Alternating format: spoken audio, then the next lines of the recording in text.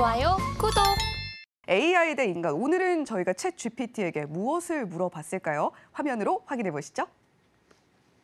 네, 저희가 물어봤습니다. 은행 위기와 국제 유가에는 과연 상관관계가 있을까라고 챗 GPT에게 물어봤습니다.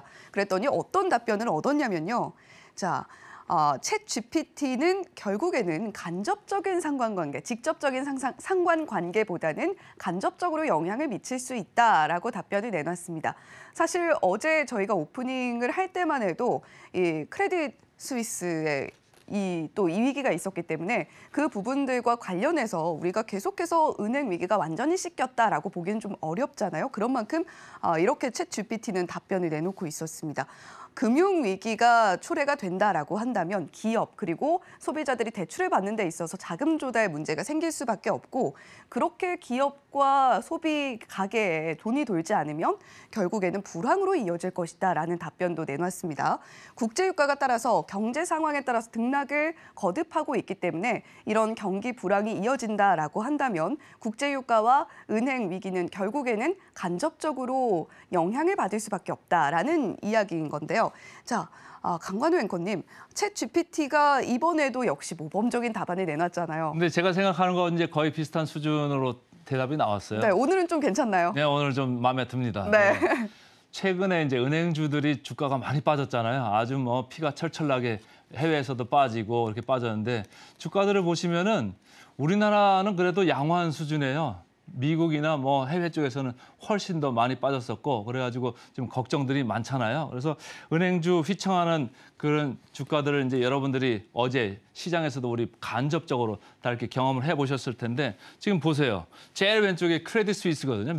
스위스의 2대 은행입니다. 네. 그건 뭐 최근에 얘기 났던 실리콘밸리 은행하고는 뭐 규모 면에서 아주 뭐 차이가 너무너무 심한 은행인데, 우리나라는 그래도 오른쪽에 보시면은 양호했지 않습니까? 그러게요. 이 정도로 그냥 선방을 했다 이런 얘기고, 그다음 좀 장표를 보시면은 이게 제가 좀 리포트를 보고 신한투자에서 이렇게 리포트가 나왔던데, 네. 제가 좀 봤어요. 2008년하고 지금하고 어느 차이가 있는가라고 생각했을 때는 2008년에는 위기의 원인이 전체적인 신용 그리고 건전성의 위험이 있었다 이렇게 보는 거고, 네. 지금은 그 정도까지는 아니고 단기적인 유동성에 문제가 있는 거다. 제가 어제도 말씀을 드렸었잖아요. 시스템 리스크가 아니고 돈 잠깐 부족한 그런 이슈다 이런 거고, 숫자를 밑에 두 칸 정도를 보시면은 유동성 여건이라고 해서 2008년에는 아주 높았습니다. 86.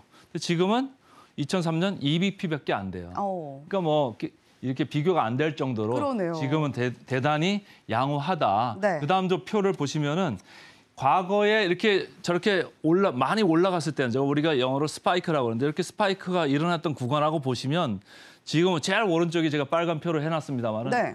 거의 뭐 변화를 못 느낄 정도로 되게 낮은 수준이잖아요. 그쵸. 그래서 유동성 여건은 현재는 양호하다. 그래서 어제 뭐 미국에서 그런 좋은 얘기가 나오면서 오늘 우리가 좀 기대를 걸게 해보는데, 그다음 표를 좀 보시면 그런데 은행주뿐만이 아니라 정유주도 이렇게 많이 떨어졌어요. 근데 은행주가 떨어지는데 정유주가 왜 떨어질까요? 네. 이런 생각을 하게 만들잖아요. 그래서 생각이 이게 국제 수익률이 떨어져서 그러나, 그래서 제가 국제 수익률을 좀 살펴봤습니다.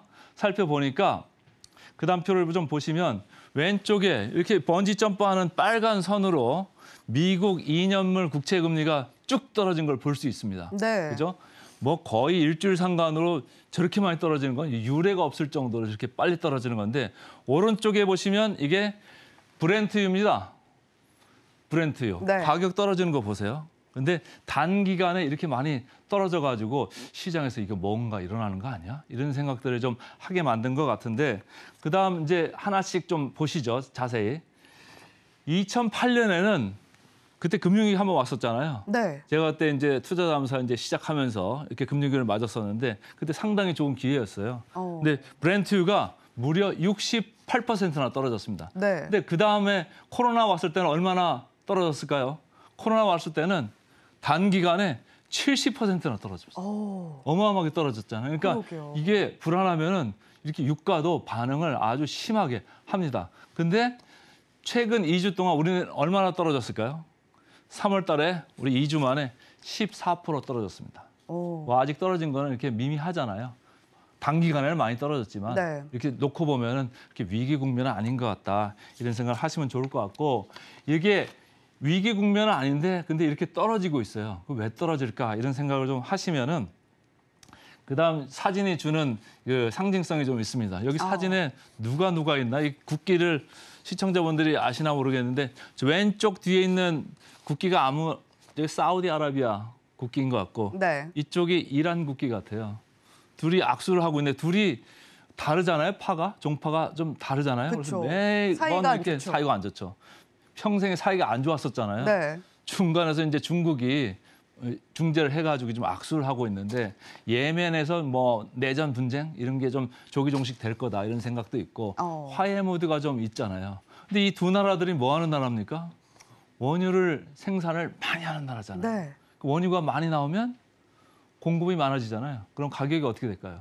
압박을 받죠. 네. 압박을 받을 거고 아까 얘기한 은행주 관련돼서도 전체적으로 리스크는 있지만 이렇게 압박을 받는 가운데 경기 침체 가능성까지 조금 있다고 보면 압박을 더 받을 수 있다. 이런 생각을 하면서 유가가 움직이지 않았나 이런 생각을 하시면 좋을 것 같습니다. 그래서 저희가 볼 때 은행 위기와 정유주 직접적인 상관관계도 있고 이렇게 간접적인 상관관계도 있다. 근데 은행주만 봤을 때는 은행주 국지적인 그런 리스크 때문에 떨어졌지만 정유주까지 특히 연장을 해서 볼 때는 은행주에 관련되는 조그마한 리스크 플러스 경기 침체 가능성 플러스 오일 관련돼 가지고 수급 관련되는 전망이 다 들어있다. 이런 생각을 하시고 보시면 좋을 것 같습니다. 좋아요, 구독!